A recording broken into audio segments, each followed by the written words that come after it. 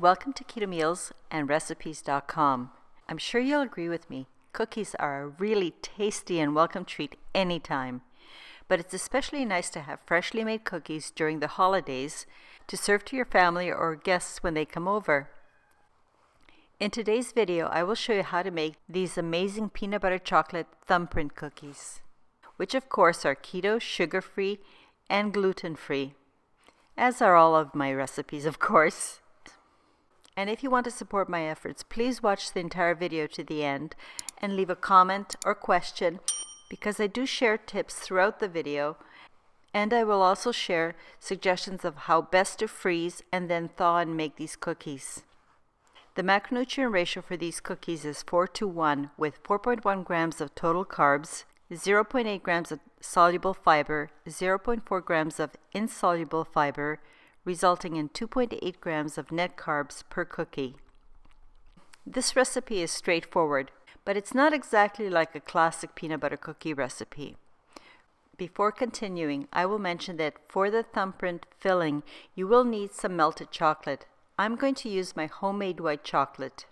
This recipe is part of my Skellington white chocolate fudge recipe, the white chocolate fudge recipe, and all important links are in the description box below. However, if you don't want to make your own white chocolate or even brown chocolate, you can use your favorite sugar-free white chocolate or semi-sweet brown chocolate. Just read the label and make sure it works for you. Next, preheat the oven to 350 degrees Fahrenheit or about 175 degrees Celsius, and place the oven rack in the middle position of your oven. And the last thing you should do is line a full-size cookie sheet with parchment paper and set this aside. Now it's time to make the cookie dough. To a large mixing bowl, add the unsalted room temperature butter and unsweetened, and if possible, organic peanut butter. Here's something I'd like to share with you. When you're buying your peanut butter, remember to read the label. There should be only one ingredient listed, and that is peanuts. And now it's time to add the sweetener. I use a monk fruit and erythritol blend, which I grind to a fine confectioner powder, because a fine powder will blend best in the dough. Here I'm going to add an optional ingredient. You don't have to add it, but I do recommend it, and that is blackstrap molasses. This blackstrap molasses adds a lot of flavor to your peanut butter cookie. It's not very sweet, and it's very different than regular molasses, which is quite sweet. And as I mentioned, it's optional. And if you're wondering, yes, I have included the carbs in my macro calculation. To get things started, use a spatula to combine all these ingredients. Now I'm going to switch to an electric hand mixer and continue mixing until the ingredients are well combined and the dough is very creamy and homogeneous. Before adding the eggs, I like to whisk them together and then add the eggs to the bowl, and using your mixer, whip to combine.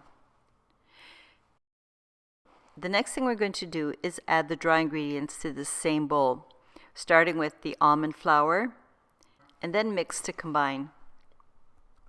And I also add my coconut flour, the baking soda, the finely ground salt, and then mix to combine. When you're making a dough, if you want it light and fluffy, don't overmix, because the more you mix, the denser and tougher the cookie will become. That was the hard part. Now comes the fun part. Use a 1 tablespoon ice cream scoop or measuring spoon to scoop and portion out the dough. Having done that, gently roll the dough into a nice ball. Place this dough ball on the parchment-lined cookie sheet. As you make the rest of the cookie dough balls, leave plenty of space between each of them. After having rolled out all the dough balls, I'm going to use my thumb to press into the center of the ball.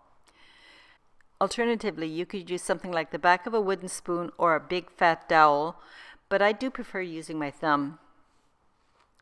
You want to make a deep and not too wide indentation. When I make cookies, I usually only bake a dozen and freeze the rest of the prepared cookie dough. Now, to freeze the peanut butter cookie dough, I already rolled these into a ball. Place these dough balls on a flat tray and put them in the freezer. When they are completely frozen, I then transfer these dough balls into a freezer-safe airtight container, which of course you should always label and date so you know what's in there. These frozen peanut butter cookies will keep for several months, and you can take out as many as you want and bake them as you need them. When I want to bake these cookies, I don't want them to spread out and flatten out. So before baking, I'm going to transfer the tray of prepared cookies, the ones I'm going to bake, and put them in the refrigerator for about 20 to 30 minutes to chill the dough before I'm going to bake them. It's time to put the tray in the oven, and all you have to do is bake it for about 10 minutes. When it's time to take your cookies out, you will notice that the cookies will be soft and are very delicate. So after removing the tray of cookies from the oven, just place this tray on your stovetop or countertop and let the cookies cool for about 10 to 15 minutes. This will allow the internal heat from the cookies to continue and finish the process. Once your cookies are at room temperature, it's time to add the filling. And as I said, I've melted my white chocolate, and I'm going to use 1 teaspoon of melted and cooled chocolate for each cookie. You don't have to use white chocolate. You can use dark or semi-sweet chocolate. I just think that the thumbprint cookie with the white chocolate is a little bit special and more festive. But it's up to you. And having spooned the white chocolate into the indentations for each of the cookies are all done. You can, of course, have your cookies right away. As with much of the keto baking and cooking, if you can leave your cookies to rest for a few hours and preferably overnight to develop the best taste and texture, these cookies will keep in an airtight container on your counter or in your refrigerator for several days. Even the finished cookies can be frozen. It's best to use a spatula to transfer the cookies from your tray onto the cooling rack. A cooling rack is really useful because it allows the cookie to cool and dry both on the bottom and the top, and using a cooling rack prevents the bottom from getting too moist. I know that peanut butter cookies are quite a popular and favorite recipe. Let me know what you think about using peanut butter cookie dough as a thumbprint cookie. And I'd appreciate it if you would let me know what your favorite cookie is. I'm always looking for inspiration. Please share this video with someone that you think might enjoy this recipe. And thank you very much for taking the time to watch my video. And I've selected some more cookie ideas, so please check the end links. If you like this video, I would be very honored if you come back when I post my next video. And until next time, all the best to you and your loved ones. Cheers!